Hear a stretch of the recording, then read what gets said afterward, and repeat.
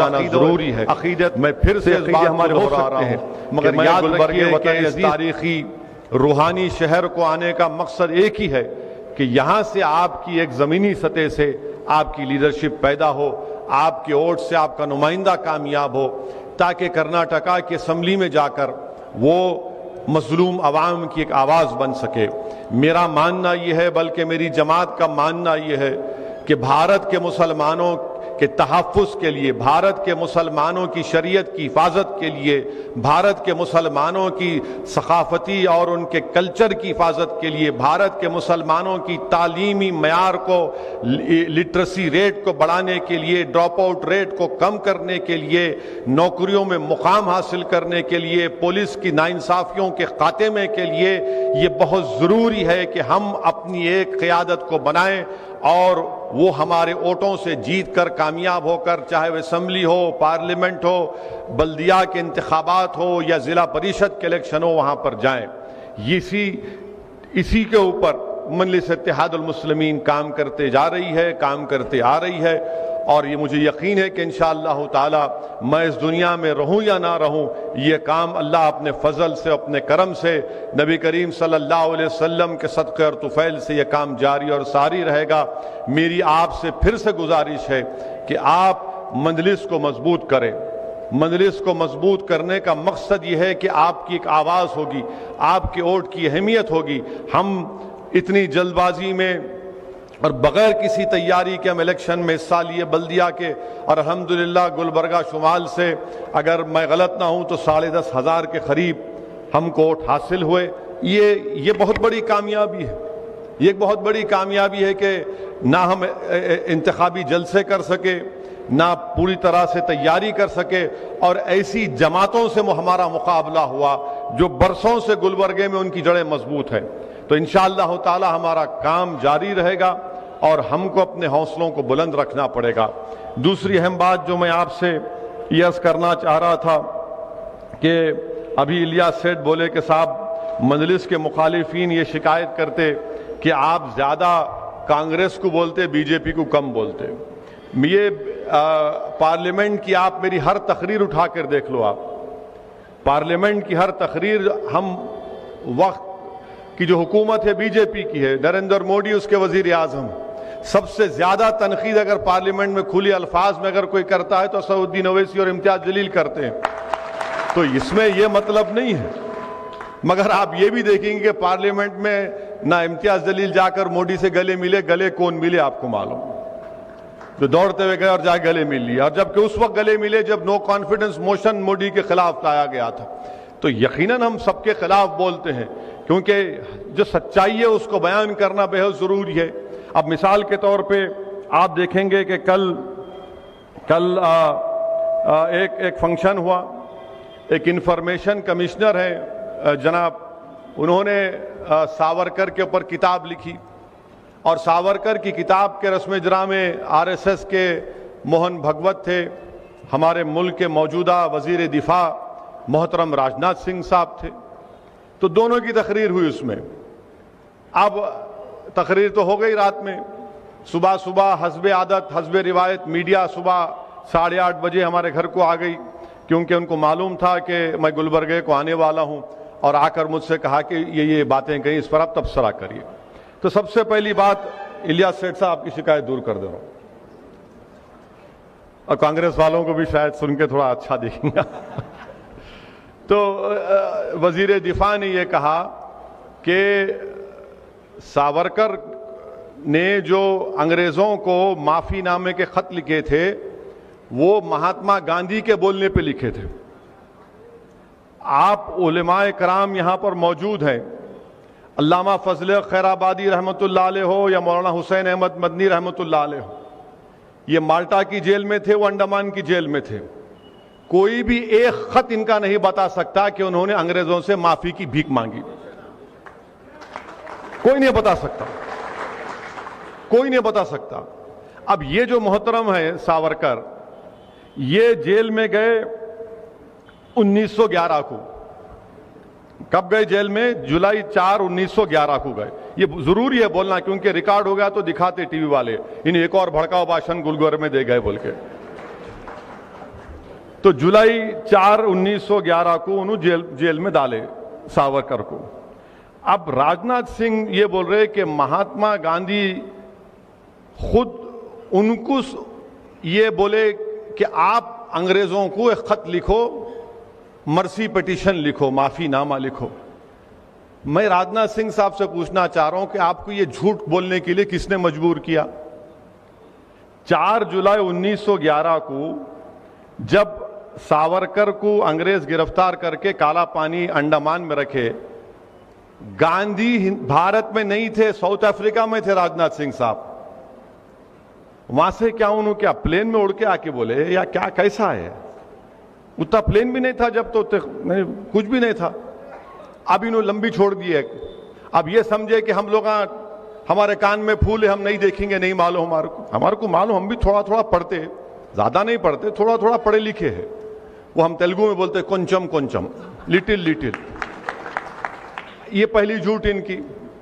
अब दूसरी बात यह है कि वो हो गया। फिर उसके बाद उन्होंने एक और माफीनामा लिखे नवंबर 14 को 1913 को, और तीसरा लिखे, और महात्मा गांधी भारत को कब आए? जनवरी 9 1915 को। माने 2 खत लिख चुके थे अंग्रेजों को सावरकर। अगर वो अंग्रेजी का खत आपके सामने पढ़ूंगा, उसका तर्जुमा करूंगा, तो ये जितने संघ परिवार के लोग हैं आग बिगोला हो जाएंगे। इतनी तारीफ कर रहे अंग्रेजों की, आप ऐसे हैं, आप दरिया दिल हैं, मेरे को माफ कर दो। अरे ये बात बोलते ही नहीं है। हां, यकीनन गांधी का खत है, गांधी ने खत लिखा था, गांधी ने खत का जवाब लिखा था। गांधी ने उस खत का जवाब लिखकर ये नहीं कहा गांधी ने अपने जवाब में सावरकर को कि बेटा तू माफी मांग ले जाके, नहीं कहा गांधी ने। गांधी ने खत, मैं पढ़ के सुना देता हूं आपको। वो खत है, गांधी ने लिखा जनवरी 25 1920 को, और गांधी इसमें खत में लिख रहे कि आई हैव योर लेटर, आपका खत मिला। It is difficult to advise you, बड़ी मुश्किल है आपको नसीहत का, आपको एडवाइस करना।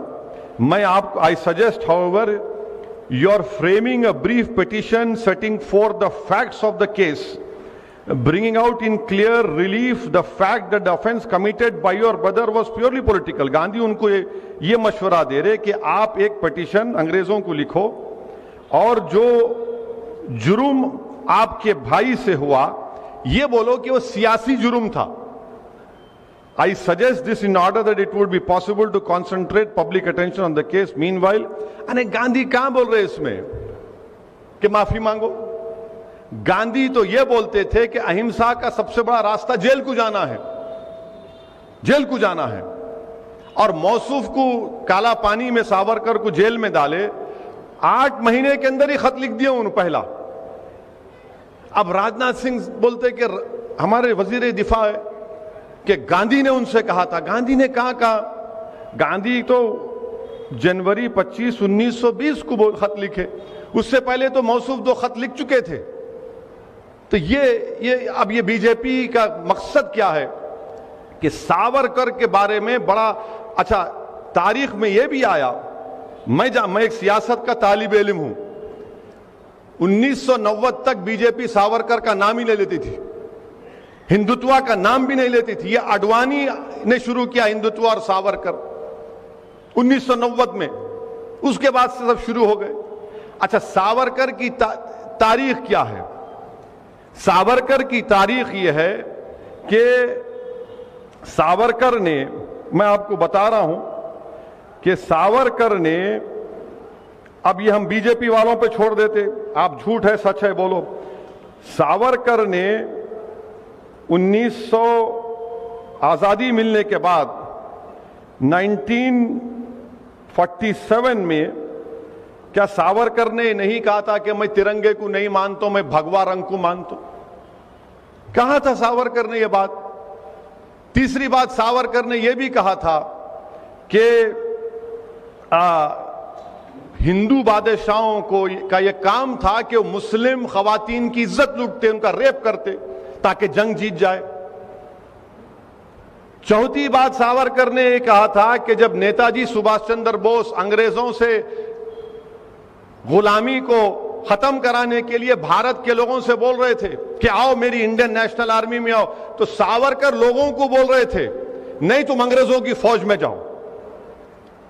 छठी बात, सावरकर ये तारीख में है, ये मैं कोई अपने दिल से नहीं, उससे नहीं मना रहा हूं मैं। 1939 में कांग्रेस और तमाम मुजाहिदीन आजादी ने फैसला लिया कि हम तमाम अपने अपने विजारत के ओहदों से इस्तीफा देते, तो सावरकर लिंगिंगतो वायसराय के पास जाके बोले नहीं हम नहीं देते, हम आपके साथ हैं, हम आपके साथ हैं। 19 सब अच्छा, ये बार बार बोलते हैं मुसलमानों को टू नेशन थ्योरी। अरे टू नेशन थ्योरी की सबसे पहले बात करने वाला 1937 में सावरकर थे। सावरकर ने कहा कि हिंदू नेशन है और मुसलमान एक कम्युनिटी है। आप बोले, हम नहीं बोले। ना हमको सावरकर से मतलब है, ना जिना से मतलब था, हमारे को ना रहेगा कभी।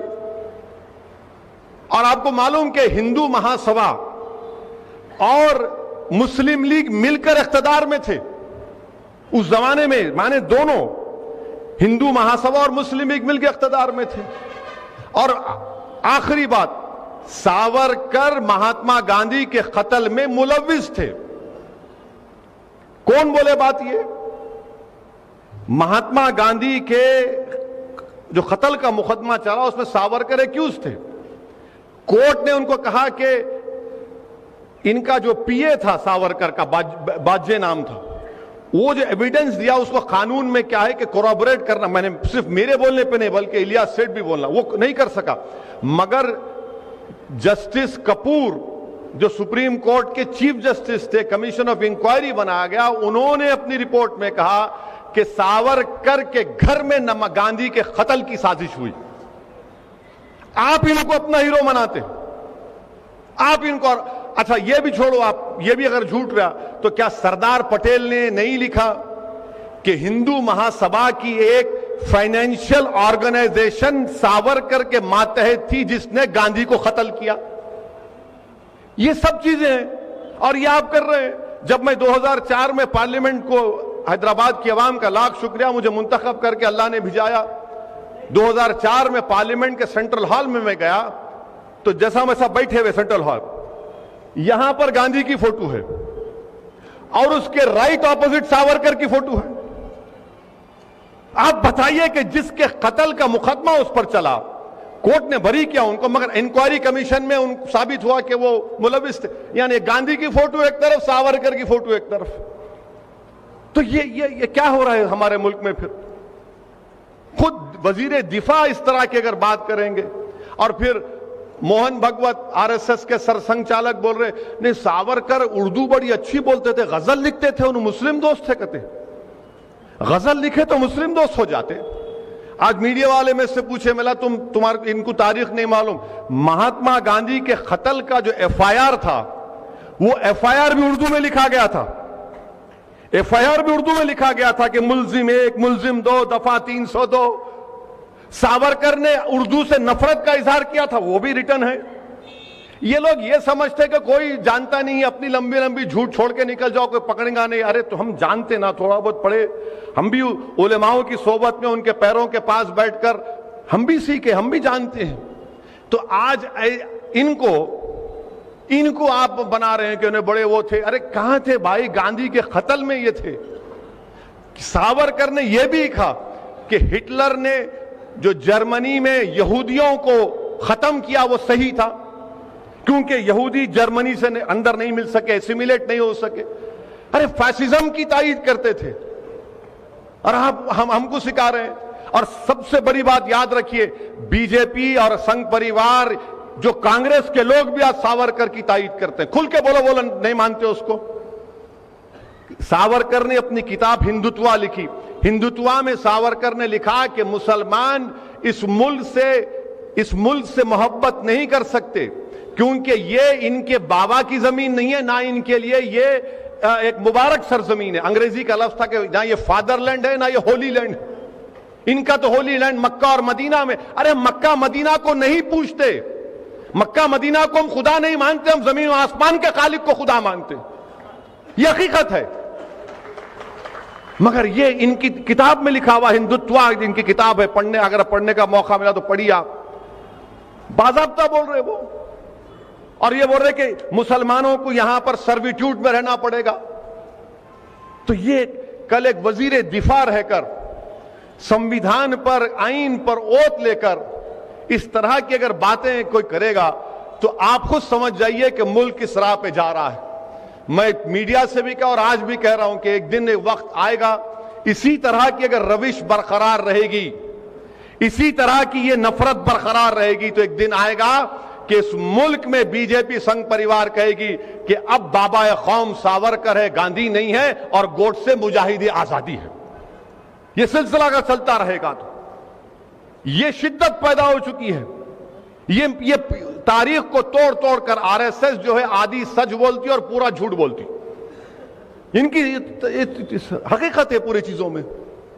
तो मेरे अजीज दोस्तों और बुजुर्गों, ये मुल्क के हालात, और फिर हमारे मुल्क के हालात, सियासी हालात ये हैं कि कांग्रेस हो या समाजवादी हो या फिर ये दूसरे जो अपने आप को सेकुलर बोलते हैं, इनकी कोशिश ये है कि सबसे बड़ा हिंदू कौन है इस मुल्क में, सबसे बड़ा हिंदू कौन है इस मुल्क में, और उसी के लिए कंपटीशन हो रहा है।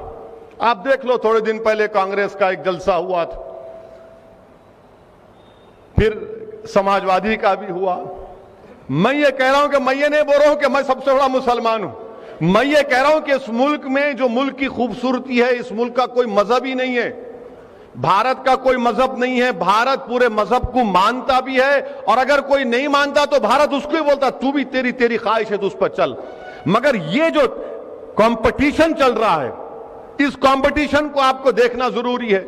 और ये तमाम सेकुलर पार्टियां ये समझती हैं कि मुसलमान कहां जाएंगा, इसको तो हमें कोने में करके दबा दिए, ला महाला हमारे साथ आएंगे। ये आपको फैसला करना है, क्यों जाएंगे हम ला महाला, क्योंकि हम मजबूर हैं इनके साथ जाने के लिए।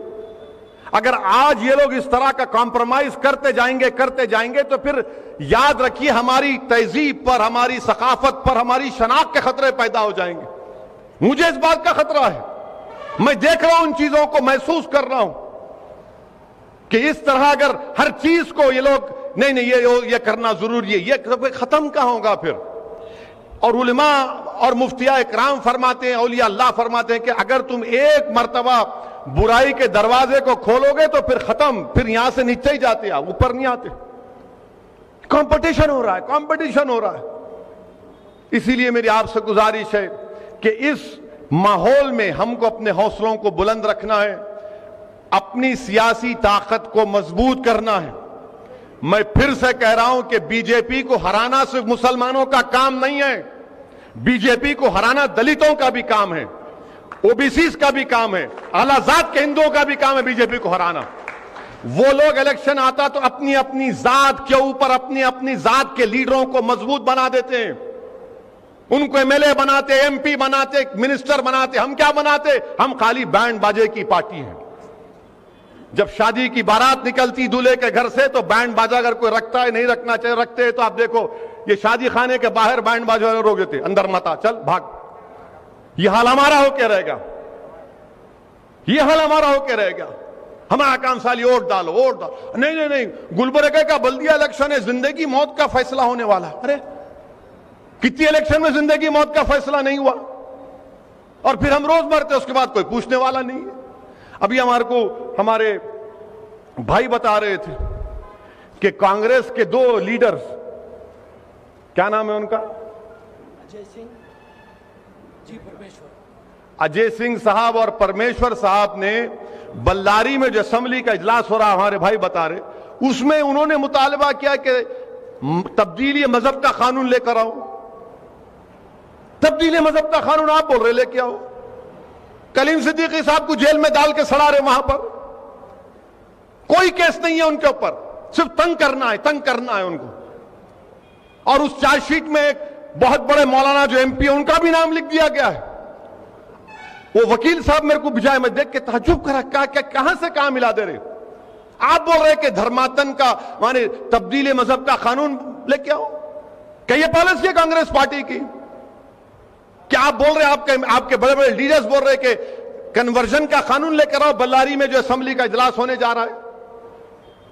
मैं मजहब अगर बदल रहा हूं, अगर कोई इस्लाम कबूल करता है तो मुल्क को क्या खतरा है इसमें, बताओ मेरे को तुम। अगर मैं अशहदु अल्ला इलाहा इल्लल्लाह व अशहदु अन्ना मुहम्मद रसूलुल्लाह का इकरार कर रहा हूं तो मुल्क को खतरा नहीं है इसमें, मुल्क मजबूत होता है इसमें। क्यों मजबूत होता है? क्योंकि भारत का आईन मुझे इजाजत देता है कि मैं जिस मजहब पर चलना चाहूं चलूं, नहीं पसंद आया मत चलूं। मगर आप यह बताना चाह रहे हैं कि तुम अगर मजहब तब्दील करोगे तो मुल्क को खतरा होगा। मुल्क को खतरे की बात कहां है इसमें? यही चीजें जो तकलीफ पैदा करती है, दिल में तड़प पैदा हो जाती है कि आप कह रहे हैं और हम भी टीम है, मजलिस वोट काटने को आ रहे और आप बोल रहे कि रिलीजियस कन्वर्जन का कानून लेकर आओ। क्यों बोल रहे? क्योंकि देख रहे हैं कि माहौल में जहर बना हुआ है, फिरका परस्ती है, हिंदू वोट नहीं मिलेगा तो बोलना है ना। अरे फिर मुस्लिम वोट का, अरे कहां जाता हूं, उन्हें हमारे जेब में बैठा है, डरा के रखो उसको। मैं आपको बोल रहे हैं चाह रहा हूं कि डरने की जरूरत नहीं है, हर किस डरने की जरूरत नहीं। हमको अपना जमहूरी हक का इस्तेमाल करना है वोट डालकर। क्या यह बात बिल्कुल मुमकिन है और हो सकती है इंशाअल्लाह ताला कि आने वाले असेंबली इंतखाबात में आप इलियास सेठ को यहां से अपना खादिम बनाकर कर्नाटका के असेंबली में भिजाएं।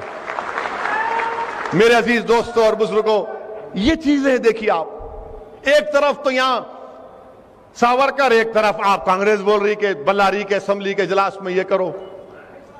तो ये इन चीजों पर आप तमाम को हमको गौर फिक्र करना है। एक मुत्तहिदा तौर पर हमको आगे बढ़ना है और मेरी आपसे गुजारिश है कि मजलिस इत्तेहादुल मुस्लिमीन को मजबूत करिए। इंशाअल्लाह ताला और भी तफसील होगी, तफसील से बातचीत होगी। मैं तो कर्नाटका गवर्नमेंट से यह कहूंगा कि जब साबिका रुकने पार्लिमान गुलबर्गा को आए थे इलेक्शन हार के पहली मरतब आए थे ना, इलेक्शन हारने के बाद पहली मरतब आए थे। हाँ 2 साल के बाद आए। हम तो 2 साल में 10 मरतबा आ गए यहां पर माशाल्लाह से। आए तो जुलूस की शक्ल में आए ना, तो भाई 11 रब्बी लेवल का जुलूस अलाउ करो ना आप मिलाद का। उन्होंने जुलूस में आ सकते तो हम जुलूस नहीं निकाल सकते। जब खरगे साहब का जुलूस निकल सकता तो रसूलुल्लाह सल्लल्लाहु अलैहि वसल्लम का जुलूस नहीं निकल सकता। गवर्नमेंट को देना चाहिए। अरे ठहरो जरा, बोलने दो। अरे सुनो जरा, खाली नारे लगा रहे। हमारा जब जुलूस निकल सकता है खरगे साहब का, तो रब्बी लेवल का भी जुलूस अलाउ करो आप। उनको भी कोविड के गाइडलाइंस है, हमारे को भी दो, हम भी निकालते। अब इसके बाद बोलेंगे देखो नु आके भड़काओ बात करके चले गए। भड़काओ बात किया क्या? बोलो आप। उनका जुलूस निकला नहीं निकला? खरगे साहब का निकला ना। हाँ ये भी दो आप, ये भी दो ना भाई। ये तो सारी कायनात को आजादी मिली उस दिन, शैतान भागा कूद के, आप नहीं देंगे? तो ये चीजें, ये जब सच्चाई को बयान किया जाता है तो इनको तकलीफ हो जाती है। आए कहीं क्यों यहां पे? अच्छा, मैं जहां कहीं भी भारत के कोने में जाता हूं, यहां क्यों आए इन्हों? अरे ऐसा बोलते जैसा कि मैं किसी के दूर का दामाद हूं, यहां क्यों आए? वहां जाना था। अरे उत्तर प्रदेश के कोने में नहीं, यहां क्यों आए इन्हों? आप झारखंड गए, यहां क्यों आए इन्हों? बिहार गए, यहां क्यों आए इन्हों? अरे भाई साहब, पूरा मुल्क हमारे बाप का है, कहीं भी जा सकते हम। अब नहीं, इसका भी जवाब इसलिए है क्योंकि सावरकर बोले फादरलैंड नहीं है। फादरलैंड है सावरकर हमारा। ये कैसा है? हमारे अब्बा, पूरे कायनात के अब्बा, आपके अब्बा के अब्बा के अब्बा के अब्बा हजरत आदम अलैहिस्सलाम दुनिया में आए तो पहला कदम यहां रखे। अब्बा की जमीन पे बेटे का हक नहीं तो किसका हक होगा फिर? फादरलैंड नहीं है। अरे कहां भी है, यहां क्यों आते हैं? वहां बैठो ना, ओल्ड सिटी में हैदराबाद के। अरे भाई वहां बैठने बेचैनी होती, बैठा तो मेरे को एक जगह नहीं बैठ सकता, मेरे को तकलीफ होती है। मेरे को जब देखता हूं सुनता हूं तो कोशिश करना मेरा काम है। ये हमारे तमाम साथियां हैं। क्या कौन सी दौलत है बताइए जो मैं इलियास सेठ से ले रहा हूं या मैं उनको दे रहा हूं? अल्लाह जानता है क्या है। सिर्फ एक तड़प है, एक जज्बा है कि नहीं हमारी आवाज होना, गरीब मजलूम अवाम की, मुसलमानों की एक आवाज होना, एक ताकत दिखना, हमारे वोट की वैल्यू होना, हमारे मसाइल हल होना। यही तकलीफ है, जो सब चीज है जो नौजवान समझ चुका है, तड़प है नौजवानों में। तो मेरी आपसे गुजारिश है कि आप जितना हो सके मजलिस की मदद करिए, खास तौर से अपनी दुआओं से। रात के अंधेरे में जब आप उठेंगे तो एक लफ्ज इस जमात की कामयाबी के लिए अल्लाह की बारगाह में अर्ज करिए। यकीनन अहले दिल की जबान से निकले हुए कलमात अल्लाह की बारगाह में कबूलियत का बाइस बन सकते हैं। वाखिर दावान अल्हम्दुलिल्लाह।